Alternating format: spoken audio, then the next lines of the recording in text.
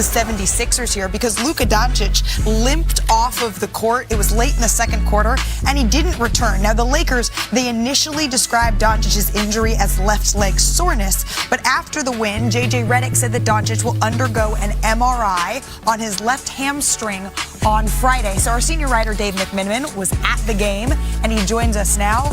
It's Friday. The MRI is today. What more do we know here, Dave? Yeah, we don't have the MRI results yet, but you see Luka limp off the court as he's making his way to the tunnel. He kicks the score table in frustration, hunches over in pain. He was limping out of the arena as well at the end of the night. What we know is that there's optimism that it's not a major injury thus far from Luka's camp. But I am told, according to sources, he's doubtful to play tomorrow, Saturday, the marquee game against the Golden State Warriors. And so it's the story of the Lakers season. You get Austin Reeves back. He is fantastic against the Sixers. As soon as that happens, you're missing Luka Doncic for we don't know how long of a period of time. But at least it is looking like we're not going to see Luka Doncic coming up in this game this weekend here. Of course, we know the All-Star break and the All-Star game is around the corner. You have to wonder how long this is going to extend and if it could bleed into that weekend, right? Yeah, we put it as TBD for now, right? But at least there's some level of optimism, not a major injury he's dealing with. But it was a hamstring. That's tricky. And that could be, days or a week or so. We just don't know yet. Okay, so initial sigh of relief, but we'll hang on to get more information. In the meantime, though, there was still a game left to be played here for the Los Angeles Lakers. So how would it turn out without Luka the rest of the way? Let's pick it up, Mr. Windhorst. Under a minute left in the half here. Joel Embiid, he was looking pretty good. He had another great game. He is stacking these up like his MVP season. Third. Embiid hits that midi again here, Legs. Man, just a touch on a guy that big, it really defies logic. He has been doing this now for quite a while, staying upright, too. I thought you were going to say defies gravity, giving me some Cynthia Erivo here. He had 35 in this one, but Austin Reeves had himself a game, Bobby. 35 in 25 minutes. How about that line? He was unconscious down the stretch here, Perk. Should have been an All-Star.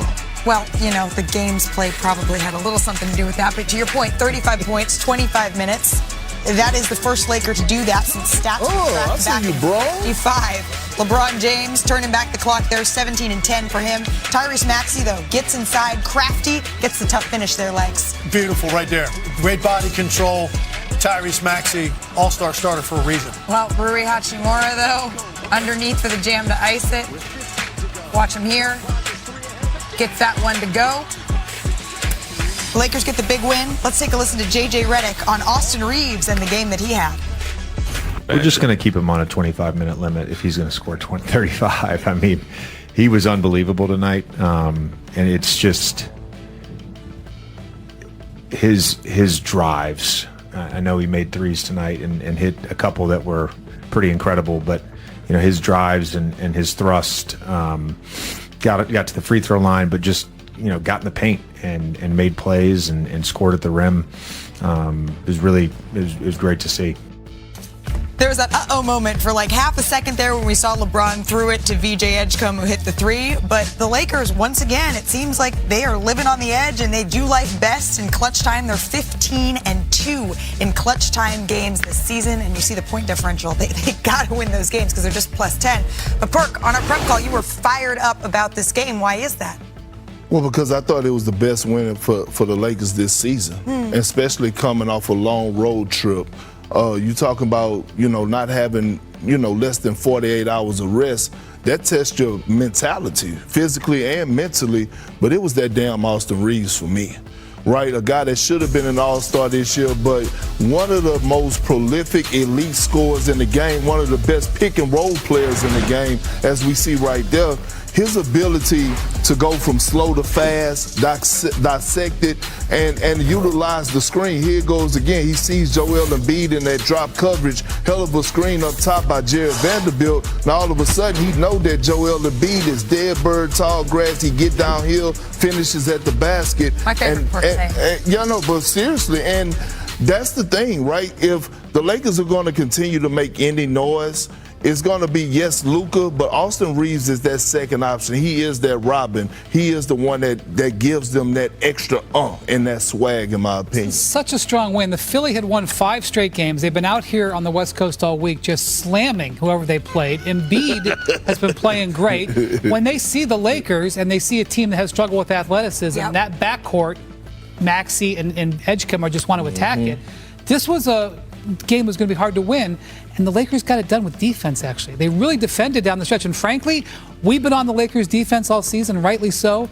Over the last 10 games, the Lakers have been defending better. They've been giving themselves more chance, and that's what happened last night. 2 players that stood out last night, besides Austin Reeves. Right. Jared Vanderbilt, Maxey Kleber. Those guys defended last night. I thought the speed guards with Edgecombe and Maxey were going to run them out of the building. I was ready to go back to my hotel room at halftime here and go to sleep. In your hoodie? Yeah, in my hoodie.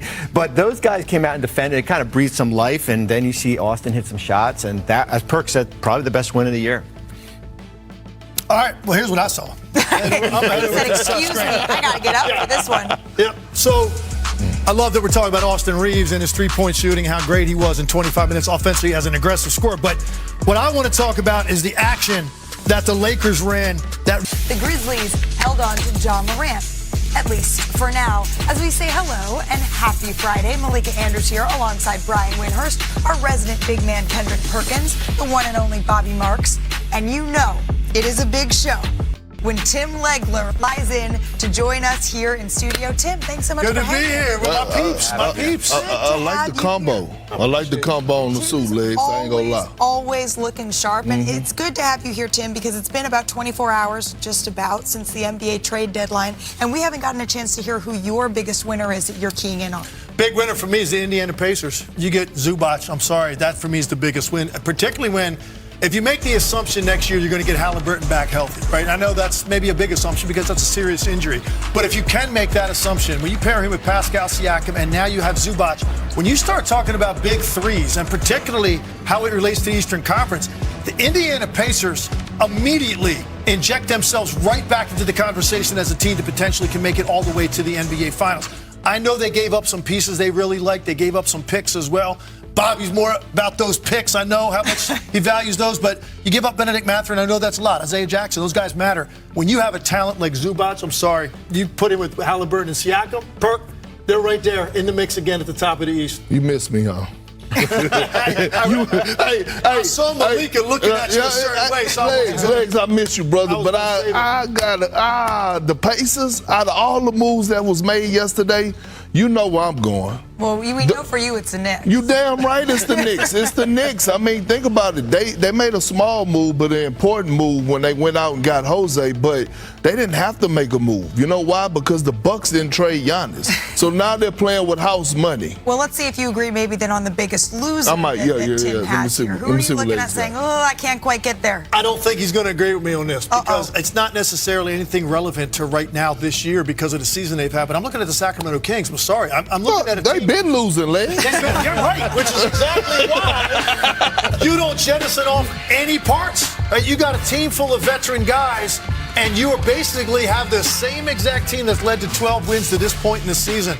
I'm just shocked that there wasn't some movement. I know they tried to get into talks for Sabonis, that was not able to be something that they got done. Right. But I'm just looking at a team with all that veteran talent, and you've got 12 wins, last place in the Western Conference, and you don't do anything. You're just going to stand pat for the rest of the season. And really the future as well doesn't look too good in Sacramento. There's a phrase we use in the front office, Legs. If you want to dance, you got to have a dance partner. And there was nobody willing to dance with the Sacramento Kings yesterday. See, I thought he was going to say if you want to dance, you got to have a dance party. And I guess Sacramento also didn't have that. The thing about the deadline, though, there's still business.